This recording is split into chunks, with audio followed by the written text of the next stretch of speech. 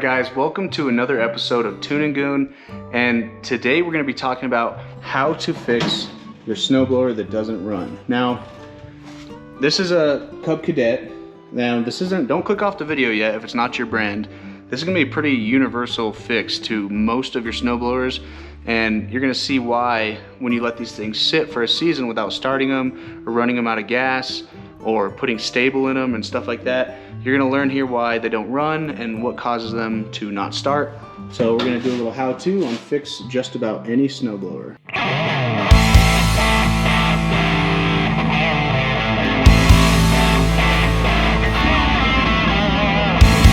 From the circus.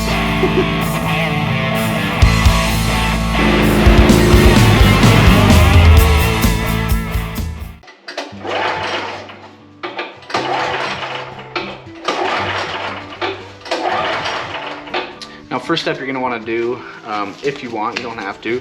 I always like to wear rubber gloves just because it makes cleaning your hands at the end of it a lot easier, because you're going to get some grease and some nasty stuff on your hands, maybe even some gas, and gas smell kind of sticks for a long time, and if you don't like that or it bothers you, I'd put some rubber gloves on. Okay, so you're going to want to go to the area where your primer bulb is, your choke, and your throttle lever, and your little key.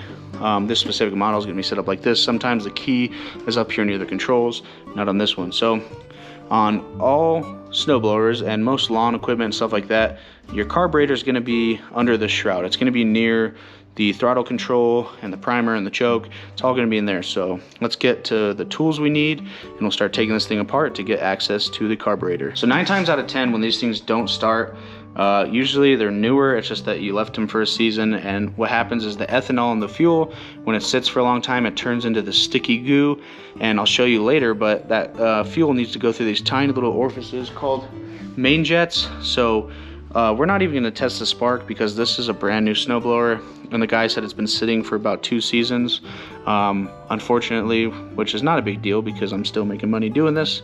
But we're going to start getting the tools to access the carburetor. So a lot of this newer stuff is going to be 10 mils. In this case, we're going to be using a 10 mil. Sizes may vary per snowblower, but you guys can use just a standard 3/8 ratchet or 1/4 inch ratchet, whatever you want. Just for speed's sake, I'm going to use a electric ratchet because I spent all this money on tools. Damn well bet I'm going to use them. Here in the carburetor area, and pause if you need to for the steps. Everything is going to be a little different, but you pretty much are going to need to remove any kind of shroud that's going to be attached or near any of this stuff on any snowblower. So this one is specific to this model, but it's the same concept for all snowblowers. It's 2 10 mils. I think there's one, I believe, in here. 2 in here.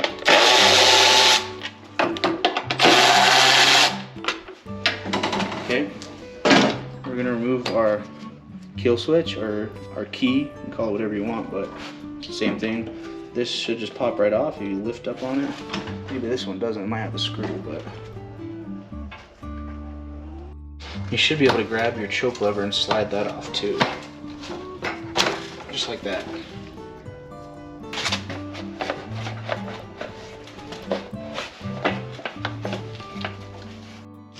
So once you get to this point and you're starting to pull this cover off, it's going to be held in on this specific model. Not all of them are going to be like this. The old ones, the covers just come off. There's usually nothing attached to them. You just have to remove the handles and levers. But this one's going to have some wiring for the kill switch. It's also going to have a hose for the primer bulb. So there's this little alligator, just like little teeth in there. You're just going to kind of gently pull the wires through them. You might need to bend the teeth down a little bit to get past them, but just be careful not to mess up your wires. So here's the kill switch wire. And then next we're going to remove the primer bulb, which here you'd see it in my fingers, and I'm just going to give it a gentle tug. Like a flathead, use a pick, whatever else you want, little mini pry bar, it doesn't matter, but just gonna. I hate new connectors too because they never want to come off. There's one, there's 2. Okay, so we got those off. Our blue was on our left, our black was on our right. And then from here on, from the top, we are all loose and good to go from there. Now we just need to see hung up, and I don't think we're hung up on anything. I think we just have to kind of move this thing in a special arrangement to get it out. It seems to be stuck on the box, so yeah, once you work it around a little bit, then you have access to your carburetor. Now, this is, let me show you here in a second. This right here is your carburetor assembly. This is your fuel bowl. This is your air intake. This is going to be a crankcase vent that goes back into the carburetor. This is going to be your primer bulb line, and there's a few odds and ends in here. This is your main fuel line from your tank. I'm going to show you how to get that off without making a mess. I'm going to link this too in my video description if you'd like to buy this product, because the next thing I'm about to show you is really cool because it causes or keeps you from getting messes and things like that. So I'm going to show you that next. So from there, I'm going to go into our toolbox. We're going to pull out one of my favorite tools, which is going to be these hose pinch-off pliers. Now, these are plastic, and they have this little locking ring. I'm sure you can probably figure out how they work just by looking at them, but if you don't, you just push this lock ring down, you open them up over your fuel line, pinch it shut, lock this ring back, and it'll keep them closed. That way you're not wasting and spilling fuel, even though I'm probably going to end up draining the fuel out of this one because it's been sitting for a long time. So I'll show you how I do that here in just a second. So we don't want to get too close to the outlet, but we're going to do that. Lock those down. That hose should now be pinched off and shouldn't be able to spill fuel. We'll leave this line on here because it's not hurting anything. We'll grab our crankcase vent. This one's going to be a little stuck on there, so I might actually need some pliers just to loosen and free it up.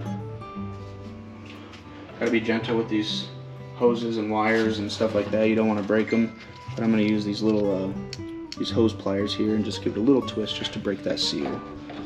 These might be a little too small. Just a little spin like that, and it comes off easy. So that's off. Then we have our choke here, fuel line over here. This is our throttle linkage that goes to the governor. Governor is what controls the throttle amount on the engine. It's preset from the factory. I'll show you how to take that off in just a moment. So once you're in here, you can come down to your, I'm going to try to use my hose pliers, it may not work. And you need to loosen the clamp, squeeze it and move it up. With any kind of pair of pliers that you have, will work, needle nose, whatever. You should be able to take either pliers or hose pliers like this and grab the fitting, give it just a little jiggle left and right. You don't have to go crazy. Don't pinch it too hard. You should be able to pull your fuel line off. You might lose a little bit of fuel just from the residual. So as you can see now, gravity is pointing down, but we're not leaking fuel because of these cool pliers. Like I said, if you want to support the channel, these little pinch-off pliers will be in the video description on Amazon. I think they're pretty cheap. I think they're under 20 bucks, but just to give you a heads up. Next up, there's going to be the throttle linkage assembly up here. There's going to be this little spring, and we're just going to pull the spring towards us and up. And pretty much same concept for all snowblowers. There we go. So that is unhooked, and then we'll leave this other linkage for now because I'll show you how we're going to pull that off. That yours is going to be in this specific case for this Cub Cadet. It's going to be a 10mm again. Hopefully I can fit in here with my electric ratchet, but looks like it's going to be a little tight, so you might need to grab a short socket and 10mm instead of a long. Deep socket 10mm.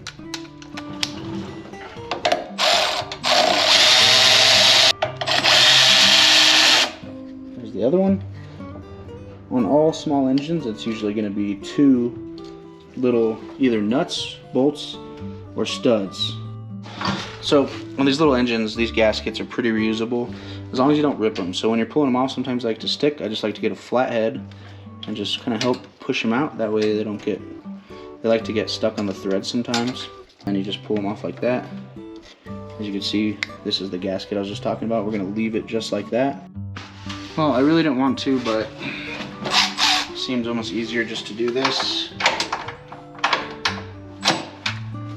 So you spin this, then you just lift straight up. It comes out just like that. And then just like that, you have your carburetor out. And that's how you remove your carburetor, I guess, on a Cub Cadet. But that's how you remove your carburetor on just about every other snowblower too. So we'll show you the next step on how to get this thing cleaned up and how to get it running. So you want to go ahead and grab some kind of bowl or tray. You can use an old retired oil jug or something. You can cut it in half with a razor blade. Just something to contain the fuel. And the brake clean is going to be our main sauce for this recipe. So we're going to want to keep some of this on hand. Same size, we're going to use our 10 mil. Zip this out.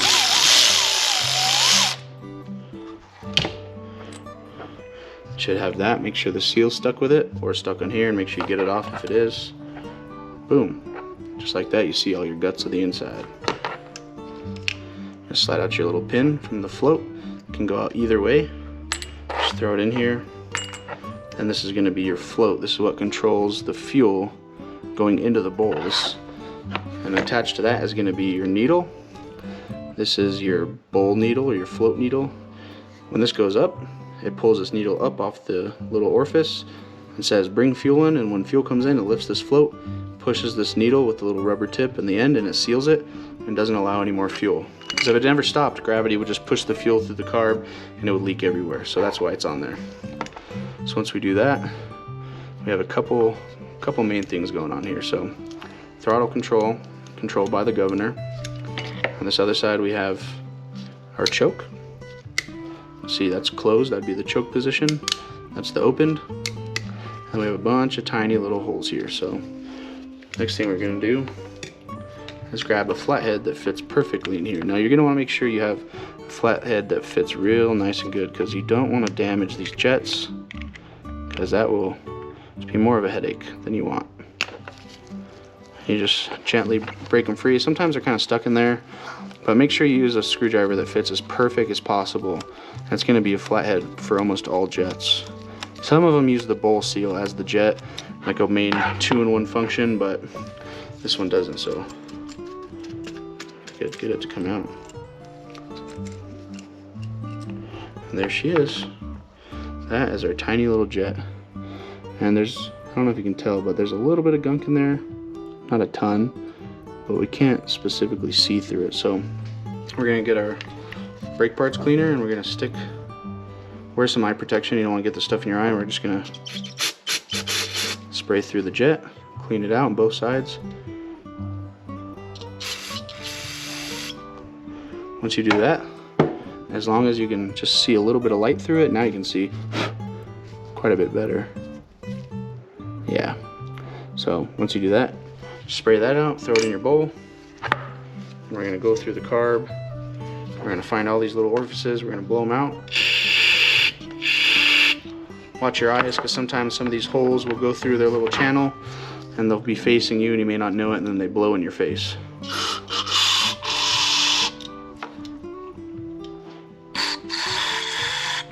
And same process for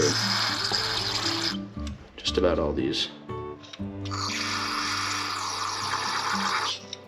Blow out our main fuel line.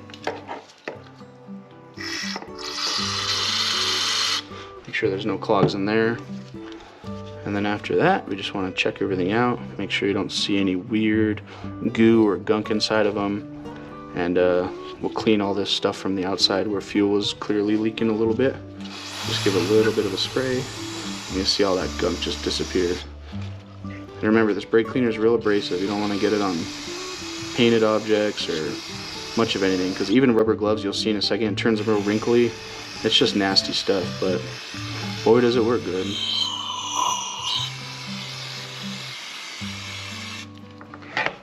You can see now, see how my gloves are starting to swell up. It just eats everything, even rubber. So that's why I like to wear rubber gloves. It's not really good for your hands.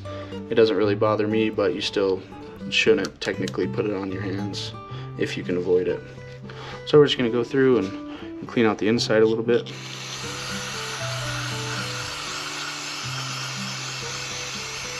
Just clean up some of that gummy junk.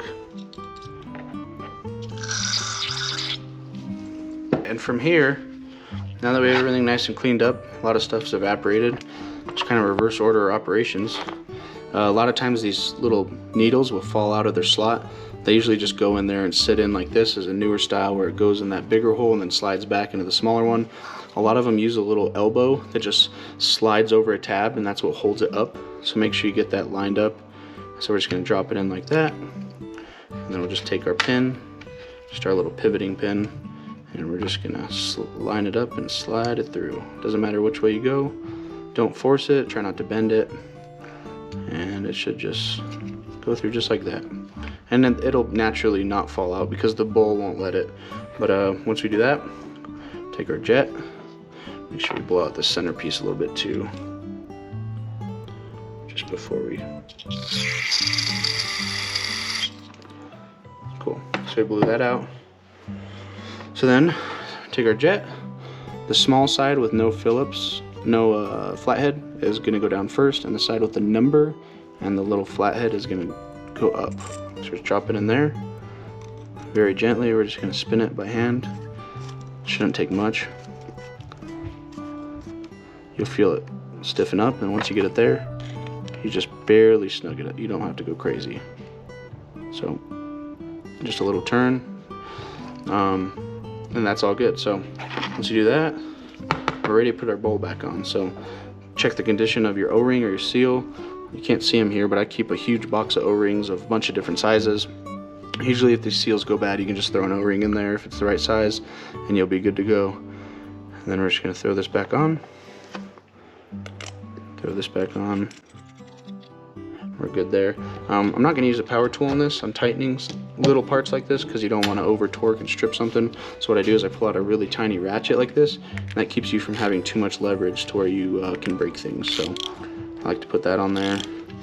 And we're just gonna snug this up just to put some pressure on the seal of the bowl and also the seal of that gasket washer on the bottom of this.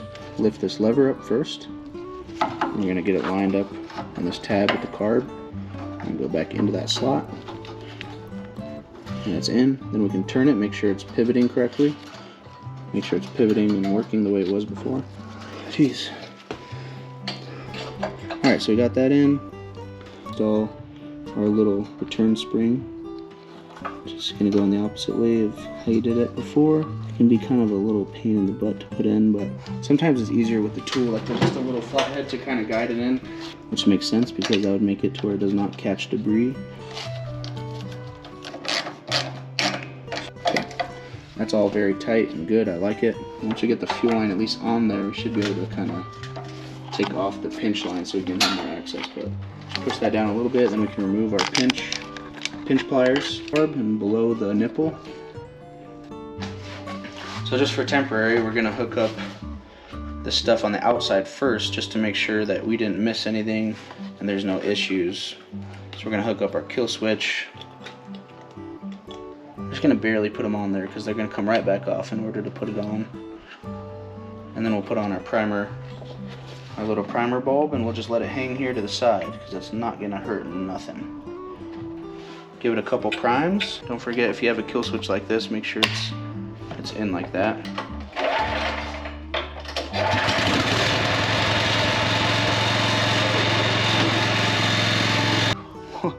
That was easy. See how easy that thing started up? Just a couple primes with the primer bulb. You know, that gas is probably bad. We'll drain that probably before I put it back together, but that was cake, you know? Fired right up like it was nothing.